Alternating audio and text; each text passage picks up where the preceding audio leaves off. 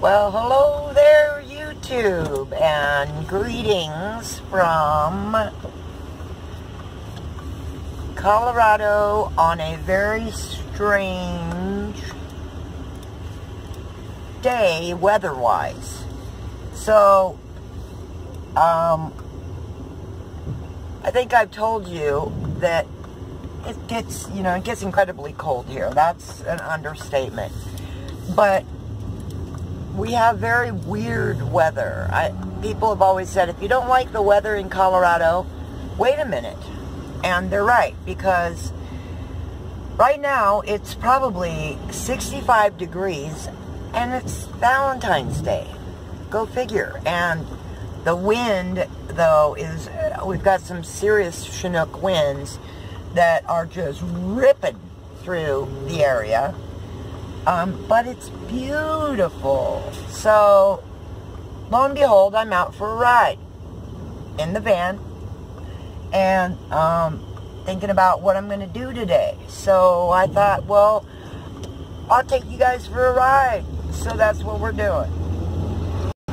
I don't know where I'm going yet, but doesn't matter. It's a beautiful sunny day.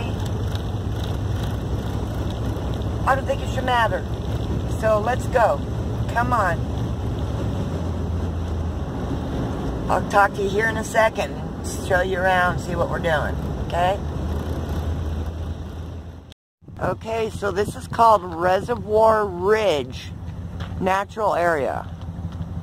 It's really beautiful. So there's a reservoir here.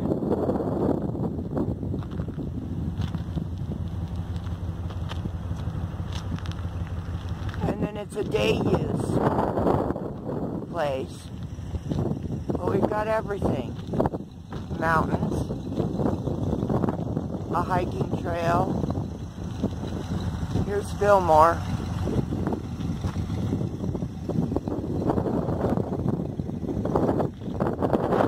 Let me turn you around.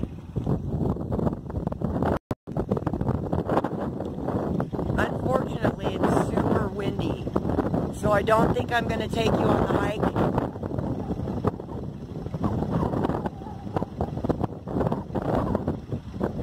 Because you won't hear anything I say.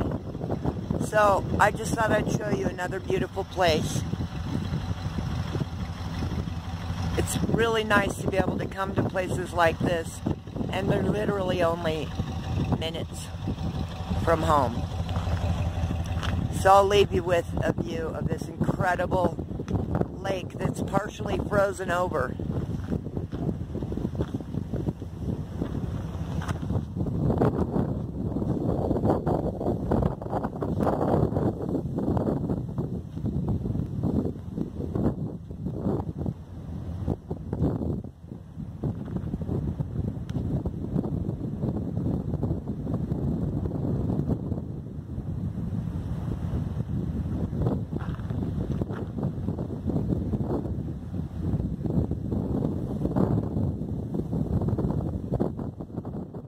Well, darn. Like I said, Colorado weather, it's crazy. And I had a couple of places I wanted to take you guys to. One of which is, well, I'll save it for another day. And reason being, I can't go there. Two places. The first one, it was way too windy and you'd have never heard anything that I had to say. Second of which, I don't have the right shoes on, and the path was horrendously muddy. And then one side of it is a kind of a cliff. The other side, well, one side is definitely a cliff and the other side is a wall. And the cliff goes directly into a creek.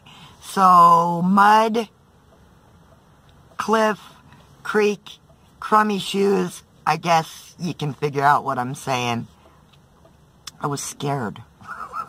I didn't want to fall into the creek. So, that said, we'll go there another day. But I think in my last video I told you guys about coming back from Arizona and a mishap or an adventure that I had, which I'll just leave you with this. I'm in Phoenix. I'm coming home. The only time I decided to use my GPS was because apparently on Interstate 40 there was a 2-hour delay. So I put into the GPS to figure out a shortcut, and it had one.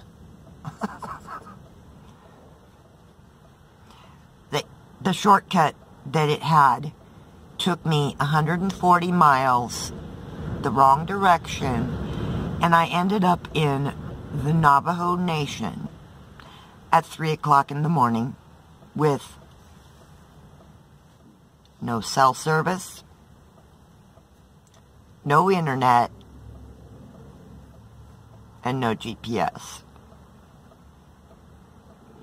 And being that I usually know the 40 and I-25, I wasn't concerned about it ahead of time. I'm at Navajo Nation at 3 o'clock in the morning, and there are no lights, no roads. It's cloudy, so I can't see the sky for direction. It started to snow. Well, sleet. And I'm lost. I finally find a sign that says 4 corners. I didn't want 4 corners. I didn't want to go over the Rockies. All right. Turn around. What do? I sat for a few minutes, thought about it. I figured, okay, I'm headed west. I need to go north and east.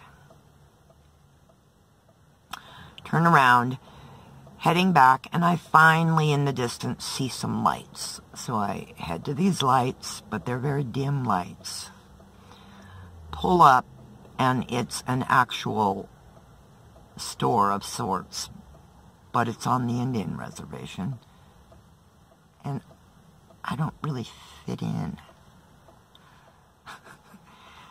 Okay, now what? So I sat and I thought, okay, it's 3:30 in the morning. It was really too cold to get into the back of the truck, start the buddy heater, all of that. So I thought, well, I'm just going to sit here for a little bit, and maybe somebody will come by and I can ask them, which direction I needed to go to get back to a major highway. Or maybe the store will open or something. Well, lo and behold, a few minutes later, here comes an official. Straight out of the Wild West. True blue Native American.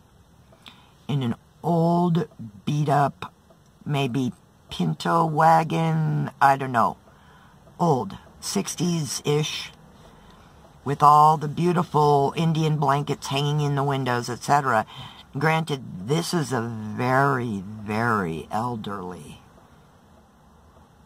gentleman with the 2 beautiful long braids and the very, very leathered face, but beautiful.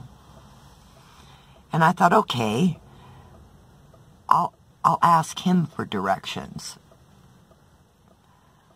So I meekly walk towards his vehicle, and he's writing something down.